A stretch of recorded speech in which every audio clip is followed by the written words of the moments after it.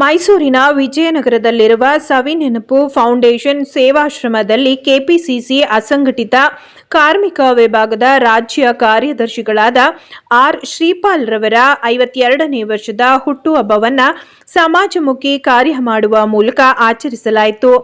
ಮೈಸೂರಿನ ವಿಜಯನಗರದ ಸವಿನೆನಪು ಫೌಂಡೇಶನ್ ಸೇವಾಶ್ರಮದಲ್ಲಿ ಕಾಂಗ್ರೆಸ್ನ ಹಿರಿಯ ಮುಖಂಡರು ಹಾಗೂ ಕೆಪಿಸಿಸಿ ಅಸಂಘಟಿತ ಕಾರ್ಮಿಕ ವಿಭಾಗದ ರಾಜ್ಯ ಕಾರ್ಯದರ್ಶಿಗಳಾದ ಆರ್ ಶ್ರೀಪಾಲ್ ಅವರ 52ನೇ ವರ್ಷದ ಹುಟ್ಟುಹಬ್ಬವನ್ನು ಸರಳವಾಗಿ ಹಾಗೂ ಅರ್ಥಪೂರ್ಣವಾಗಿ ಅನಾಥ ಮಕ್ಕಳ ನಡುವೆ ಆಚರಿಸಿಕೊಳ್ಳಲಾಯಿತು.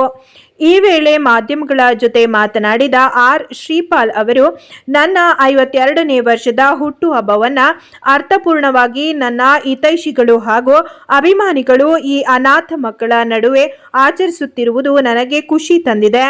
ಹೀಗೆ ಉಳ್ಳವರು ಅವರವರ ಹುಟ್ಟುಹಬ್ಬವನ್ನು ಅನಾವಶ್ಯಕವಾಗಿ ಮೋಜು ಮಸ್ತಿ ಮಾಡಿ ಹುಟ್ಟುಹಬ್ಬ ಆಚರಿಸಿಕೊಳ್ಳುವ ಬದಲು ಇಂತಹ ಅನಾಥ ಮಕ್ಕಳ ನಡುವೆ ಅವರಲ್ಲಿ ನಾವು ಒಬ್ಬರಾಗಿ ಒಂದೊತ್ತಿನ ಊಟವನ್ನು ಅವರ ಜೊತೆ ಮಾಡಿದಾಗ ಅವರಿಗಾಗುವ ಸಂತೋಷವೇ ದೇವರು ನಮಗೆ ಆಶೀರ್ವದಿಸುವ ರೀತಿ. ಹಾಗಾಗಿ ಮುಂದೆ ನಾನು ನನ್ನ ಹುಟ್ಟುಹಬ್ಬವನ್ನು ಹೀಗೆ ಅರ್ಥಪೂರ್ಣವಾಗಿ ಆಚರಿಸಿಕೊಳ್ಳುವ ನಿರ್ಧಾರ ಮಾಡಿದ್ದೇನೆ ಎಂದು ಮಾತನಾಡಿದರು. ಈ ವೇಳೆ ಕಾಂಗ್ರೆಸ್ ಮುಖಂಡರಾದ ರವಿ, ಮೈಸೂರು ಬಸವಣ್ಣ ಸೇರಿದಂತೆ ಅನೇಕ ಮುಖಂಡರು ಆರ್ ಶ್ರೀಪಾಲ್ ಅವರಿಗೆ ಕಾರ್ಯಕ್ರಮದಲ್ಲಿ ಸಾಥ್ ನೀಡಿದರು.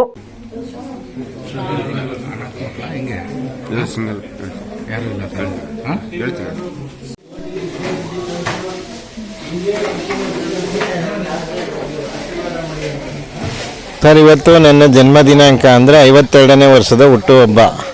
ಸೊ ಹಾಗಾಗಿ ನಾನು ಈ ವಿಚಾರದಲ್ಲಿ ಅಂದರೆ ಬಡ ಮಕ್ಕಳಿಗೆ, ಸ್ಕೂಲ್ ಮಕ್ಕಳಿಗಾಗ್ಬೋದು, ಆಶ್ರಮಕ್ಕಾಗ್ಬೋದು, ಏನಾದರೂ ಮಾಡಲೇಬೇಕು ಅಂತೇಳಿ ನನಗೆ ತುಂಬ ಒಂದು ಮನಸ್ಸಿಗೆ ಬಂತು. ಯಾಕೆಂದರೆ ಮೊನ್ನೆ ಮಾನ್ಯ ಮುಖ್ಯಮಂತ್ರಿಗಳು ಬೆಂಗಳೂರಿನಲ್ಲಿ ಒಂದು ಸ್ಕೂಲ್ಗೆ ಹೋಗಿ ಅವ್ರು ನಡೆಸಿದಂಥ ಒಂದು ಇದಿದೆಯಲ್ಲ, ಮಕ್ಕಳ ಜೊತೆ ಆಟ ಆಡೋದು ಮತ್ತು ಮಾತಾಡೋದು, ಅವ್ರಿಗೆ ಮಾಸ್ಟ್ರ್ ಥರ ಪಾಠ ಹೇಳ್ಕೊಡೋಂಥದ್ದು, ಈ ವಿಚಾರವಾಗಿ ಅವ್ರು ನಡ್ಕೊಂಡಂಥ ರೀತಿ ನೋಡಿ ನಂಗೆ ತುಂಬ ಹೆಮ್ಮೆ ಆಯಿತು.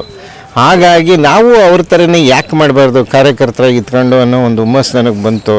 ಇವತ್ತು ಹುಟ್ಟುಹಬ್ಬ ನಂದು. ಆ ಹುಟ್ಟುಹಬ್ಬಕ್ಕೆ ಕೆಲವರು ಆಚರಣೆ ಮಾಡ್ಕೊಳ್ಳೋದು, ಕೇಕ್ ಕಟ್ ಮಾಡ್ತಾರೆ, ಕುಡಿತಾರೆ, ಇನ್ನೊಂದು ಮಾಡ್ತಾರೆ, ಎಂಜಾಯ್ ಮಾಡ್ತಾರೆ. ನನಗೆ ಇಷ್ಟ ಆಗಲ್ಲ ಅದು. ಬಟ್ ಈ ಸರಿಯಿಂದ ನಾವು ಇದನ್ನು ಪ್ರಥಮ ಬಾರಿಗೆ ಅಂದರೆ ಈ ಥರ ಕಾರ್ಯಗಳು ನಾನು ಮಾಡಿದ್ದೀನಿ, ಹಿಂದ್ಗಡೆಯಿಂದನೂ ಮಾಡ್ಕೊಂಬಂದಿದ್ದೀನಿ. ಆದರೆ ಈ ಆಶ್ರಮಕ್ಕೆ ಬಂದು ಮಕ್ಕಳ ಜೊತೆ ಕೂತು ಒಂದು ಊಟ ಹಾಕಿ ಅವ್ರಿಗೆ ಏನಾದರೂ ಮಾಡಲೇಬೇಕು ಅನ್ನೋ ಸಂತೋಷ ಇತ್ತು.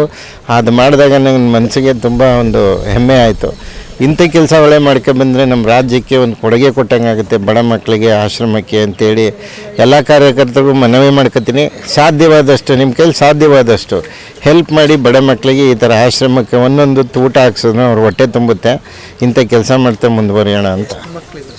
ಸರ್, ಒಂದು 60 ಜನ ಇದ್ದರು ಸರ್. 60 ಸರ್. ಇವತ್ತು ಕೇಸರಿ ಬಾತು ಮತ್ತು ಒಂದು ವಡೆ, ಮೊಸರನ್ನ ಮತ್ತು ರೈಸು ಮತ್ತು ಬಾತು ಇನ್ನಿತ್ಯಾದಿ. ಸೊ ಇವನ್ನೆಲ್ಲ ಹಾಕಿದಾಗ ನನಗೆ ಅವ್ರು ಖುಷಿಯಿಂದ ತಿಂದು ನೋಡಿ ತುಂಬ ಸಂತೋಷ ಆಯಿತು ಸರ್. ಅದು ದೇವರು ಎಲ್ಲೋ ತೊಗೊಂಡೋಗ್ತಾನೆ. ಇದು ನನಗೆ ಪ್ರಥಮ ಬಾರಿ ಅನುಭವ. ಇದು ಇನ್ನು ಮುಂದಕ್ಕೆ ಇದನ್ನೇ ಮಾಡ್ತೀನಿ ನಾನು. ಹಾಂ ಸರ್, ಖಂಡಿತ ಸ್ಕೂಲು ಎಲ್ಲಿದ್ದರೂ ನಾನು ಬಿಡೋದಿಲ್ಲ. ಈಗ ಆಲ್ರೆಡಿ ಆ ಸ್ಕೂಲ್ಗೆಲ್ಲ ಮಾಡಾಯ್ತು. ನಾನು ಲಾಸ್ಟ್ ಟೈಮ್ ಮಾಡ್ಕೊಬಂದಿದ್ದೀನಿ. ಹಿಂದೆ ಲ್ಯಾಪ್ಟಾಪ್ ವಿತರಣೆ ಮಾಡಿದ್ದೀನಿ. ಹಾಗೆ ಒಂದು ಮಗು, ಹೀಗೆ ಒಂದು ಅಂಗವಿಕಲ ಮಗು, ಆ ಮಗುಗೆ ಸ್ಕೂಲ್ಗೆ ಹೋಗೋಕ್ಕಾಗ್ತಿರ್ಲಿಲ್ಲ.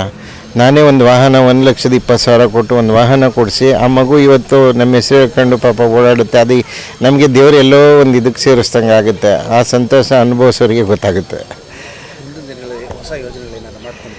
ಇದೆ ಸರ್. ನನಗೆ ಈ ಸರ್ಕಾರಿ ಒಂದು ಇದರಲ್ಲಿ ಚೆಸ್ಕಲ್ ಹಾಕ್ತಾರೋ, ಅಂದರೆ ಚೆಸ್ಕಾಂ ವಿರುದ್ಧ ಚೆಸ್ಕಲ್ ಹಾಕ್ತಾರೋ ಅನ್ಯಾಯಗಳ ಬಗ್ಗೆ ಹೋರಾಟ ಮಾಡಬೇಕು ಅಂತೇಳಿ ನನ್ನ ಉದ್ದೇಶ ಇದೆ. ಸೊ ಹಾಗಾಗಿ ನಿಗಮ ಮಂಡಳಿಯಲ್ಲಿ ಏನಾದರೂ ಸಿಗ್ಬೋದು ಅನ್ನೋ ಒಂದು ಬೈಕೆ ಇದೆ, ಒಂದು ಆಸೆ ಇದೆ. ಮಾನ್ಯ ಮುಖ್ಯಮಂತ್ರಿಗಳು DK ಶಿವಕುಮಾರ್ ಸಾಹೇಬರು, ಇನ್ನಿತರೆ ಸಚಿವರು ಎಲ್ಲರೂ ಗಮನಿಸಿದ್ದಾರೆ ಅದನ್ನು. ಸೊ ಅದರಲ್ಲಿ ನನಗೆ ಕೊಟ್ಟರೆ ನಾನು ಅಲ್ಲಿರೋವಂಥ ಕರೆಕ್ಷನ್ನ ಸರಿ ಮಾಡಿ ಒಂದು ಹಂತಕ್ಕೆ ತರಬೇಕು ಅನ್ನೋ ಪ್ರಯತ್ನ ನನ್ನಿದೆ. ನನಗೆ ತಾಂತ್ರಿಕ ವಿದ್ಯೆ ಚೆನ್ನಾಗಿ ಗೊತ್ತಿದೆ. ನಾನು ಒಬ್ಬ ಖಾಸಗಿ ಗುತ್ತಿಗೆದಾರ ಆಗಿ ಹೇಳ್ತೀನಿ, ತುಂಬ ಅನ್ಯಾಯ ಆಗ್ತಿದೆ ಸಿಸ್ಕಮ್ನಲ್ಲಿ. ಗ್ರಾಹಕರಿಗಾಗಲಿ, ಗುತ್ತಿಗೆದಾರರಿಗಾಗಲಿ ಎಲ್ರಿಗೂ ತುಂಬಾ ನೋವಾಗ್ತಾ ಇದೆ. ಅದನ್ನು ಸರಿ ಮಾಡೋದೇ ನನ್ನ ಮೊದಲನೇ ಗುರಿ. ರಾಜ್ಯ ಸರ್ಕಾರದಲ್ಲಿ ನಿಮ್ಮದೇ ಸರ್ಕಾರ ಅಧಿಕಾರದಲ್ಲಿ ಸರ್ ಇದು ಸರ್ಕಾರದ ಗಮನಕ್ಕೆ ಹೋಗಲ್ಲ ಸರ್, ಯಾಕೆಂದರೆ ಇದು ಖಾಸಗಿ ಜನಗಳಿಗೆ ಇವರು ಯಾವ್ಯಾವ ಥರ ತೊಂದರೆ ಕೊಡ್ತಾ ಇದ್ದಾರೆ ಅಂತ ನಾನೊಬ್ಬ ಗುತ್ತಿಗೆದಾರನಾಗಿ ವೈಯಕ್ತಿಕವಾಗಿ ನಾನು ಅನುಭವಿಸಿದ್ದೀನಿ ಆ ನೋವನ್ನು. ನನಗೆ ಯಾರೂ ಏನೂ ಮಾಡೋಕ್ಕಾಗಲ್ಲ. ಆದರೆ ನನ್ನ ಮುಂದೆನೇ ನಡೆದಂಥ ಘಟನೆಗಳು ಸುಮಾರಿದೆ. ಆ ಘಟನೆಗಳು ನೋಡಿ ನಾನು ನಿಗಮ ಮಂಡಳಿಯಲ್ಲಿ ಈ ವೃತ್ತಿ ಕೇಳಿದ್ದೀನಿ. ಅದನ್ನು ಅವ್ರು ಕೊಟ್ಟರೆ ಖಂಡಿತವಾಗ್ಲೂ ನಾನು ಹೇಳ್ತೀನಿ, ನಾನು ಏನೋ ಮಾಡಿ ಅದನ್ನು ಸರಿ ಮಾಡಿ ಇನ್ನು ಮುಂದಕ್ಕೆ ಜನಗಳಿಗಾಗ್ತಾರೋ ರೈತರಿಗಾಗ್ತಾರೋ ತೊಂದರೆ, ಗುತ್ತಿಗೆದಾರರಿಗಾಗ್ತಾರೋ ತೊಂದರೆನ ಈ ಸಮಸ್ಯೆ ಬಗೆಹರಿಸೋದೇ ನನ್ನ ಉದ್ದೇಶ ಆಗಿದೆ. ಮಾಡೇ ಮಾಡ್ತೀನಿ ಸರ್.